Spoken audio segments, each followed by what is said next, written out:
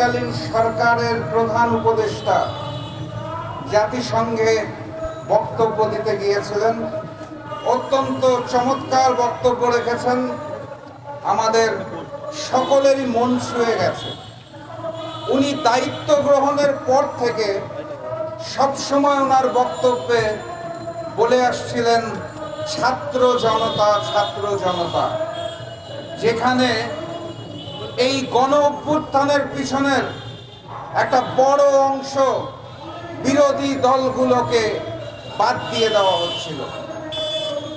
আমি স্বীকৃতির জায়গা থেকে, সম্মানের জায়গা থেকে বাংলাদেশের সবচেয়ে বড় শক্তি বাংলাদেশ জাতীয়তাবাদী দল বিএনপির নাম খুঁজে পাই নাই। আমি জামাত ইসলামের নাম খুঁজে পাই নাই। আমি বিরোধী দলের অন্যান্য কারো নাম কোথাও খুঁজে পাই নাই। মেনে নিয়েছিলাম ছাত্র জনতা। দুঃখজনক জাতিসংঘের বক্তব্য যে দেখলাম জনতাও কিভাবে যেন বাদ পড়ে গেল, শুধুমাত্র ছাত্ররা রয়ে গেল। তাও আমার আপত্তি নাই, যদি এটা বলেই শান্তি পাই তাহলে তাই সই। আমি আশা করেছিলাম অন্তর্বর্তীকালীন সরকারের প্রধান উপদেষ্টা দায়িত্ব গ্রহণের আগে দেশের বাইরে থেকে সেভেন সিস্টার এবং ভারত সম্পর্কে মেসেজ দিয়েছিলেন। আমি খুব আশা নিয়ে বক্তব্য শুনতে বসেছিলাম। জাতিসংঘের বক্তব্যে আমার দেশের প্রধান উপদেষ্টা ভারতকে নিয়ে একটি টু শব্দও করেন নাই। আমি আশা করেছিলাম ভারত কর্তৃক সীমান্তে হত্যা নিয়ে উনি কথা বলবেন। আমি আশা করেছিলাম ৫৪টি অভিন্ন নদীর পানি বন্টন নিয়ে উনি কথা বলবেন। সারা দুনিয়ার সামনে উনি বাংলাদেশের বর্তমান পরিস্থিতি এবং ভারতের আগ্রাসন তুলে ধরবেন। কিন্তু দুঃখজনক হলেও সত্যি, আমার দেশের অন্তর্বর্তীকালীন সরকারের প্রধান ছাত্র গণ অভ্যুত্থানের বক্তব্য রেখে সংক্ষিপ্ত আকারে শেষ করে দিয়েছে। এটা আমাদের জন্য ব্যথার, এটা আমাদের জন্য বেদনাদায়ক। শেখ হাসিনা ৫ তারিখে ভারতে পালিয়ে যাওয়ার পর আমরা আশা করেছিলাম বাংলাদেশে বৈষম্য থাকবে না। যে বৈষম্য বিরোধী আন্দোলনের মাধ্যমে হাজারো শহীদ ভাইয়ের রক্তের বিনিময়ে আমরা অন্তর্বর্তীকালীন সরকার পেয়েছিলাম, সেই অন্তর্বর্তীকালীন সরকার এই গণ অভ্যুত্থানকে জাতিসংঘের মঞ্চে শুধুমাত্র ছাত্রদের গণ অভ্যুত্থান করে ওখান থেকে এক নতুন বৈষম্যের জন্ম দিয়েছেন। আমি স্পষ্ট ভাষায় বলতে চাই, এই গণ অভ্যুত্থান ছাত্র ছিল, যুব ছিল, শ্রমিক ছিল, কৃষক ছিল, সকল ধর্মের মানুষ ছিল, বিএনপি জামাত সহ বিরোধী দল ছিল। বৈষম্য সৃষ্টি করার চেষ্টা করবেন না।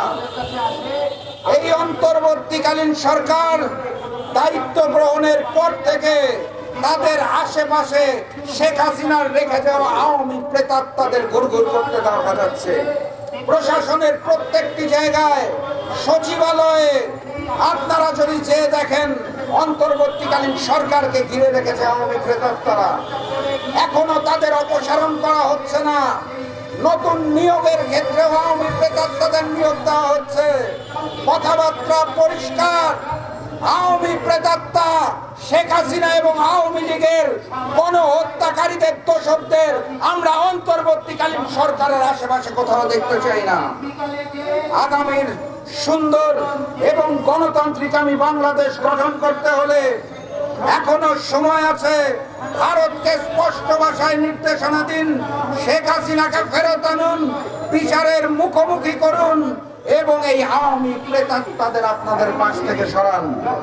সংগ্রামী সাথী এবং বন্ধুগণ, আমি মিডিয়ার ভাইদের মাধ্যমে বিনীতভাবে জানাতে চাই, তিস্তার বাঁধ ভারত আবারও খুলে দিয়েছে। আমার বাড়ি উত্তরবঙ্গের পঞ্চগড়ে।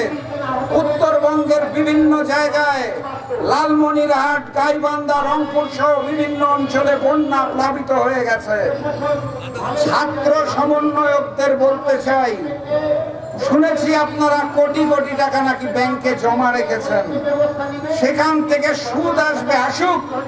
আমার উত্তরবঙ্গে বন্যা হয়েছে, সারা বাংলাদেশের মানুষ বন্যা কবলিত মানুষের জন্য যে অর্থ সাহায্য দিয়েছে সেই টাকা ব্যাংকে রেখে দিবেন না ডিম পাড়ার জন্য। অর্থ বের করুন, প্রকৃত হিসাব দিন, উত্তরবঙ্গের বন্যা কবলিত এলাকায় যান। দুর্নীতি এবং বৈষম্যকে দূর করার জন্য যে আন্দোলন হয়েছিল সেই আন্দোলনের সুফলে আপনারা যারা ভোগ করছেন, নতুন করে দুর্নীতি এবং নতুন করে বৈষম্য সৃষ্টি করবেন না। কথাবার্তা পরিষ্কার, আন্দোলন শেষ হয় নাই, আন্দোলন চলছে। আবারও সকলে মিলে সেই গণতান্ত্রিক বাংলাদেশ যেটা ভোটের মাধ্যমে হবে, সেই আন্দোলন কিন্তু শেষ হয় নাই। আন্দোলন সেদিনই শেষ হবে যেদিন সারা বাংলাদেশের মানুষ ভোটের মাধ্যমে তাদের পছন্দের গণতান্ত্রিক সরকারকে ক্ষমতায় নেবে, তারপরে পরিপূর্ণ রাষ্ট্র সংস্কার হবে ইনশাআল্লাহ। সেই প্রত্যাশা ব্যক্ত করে আজকের মতো বিদায় নিচ্ছি।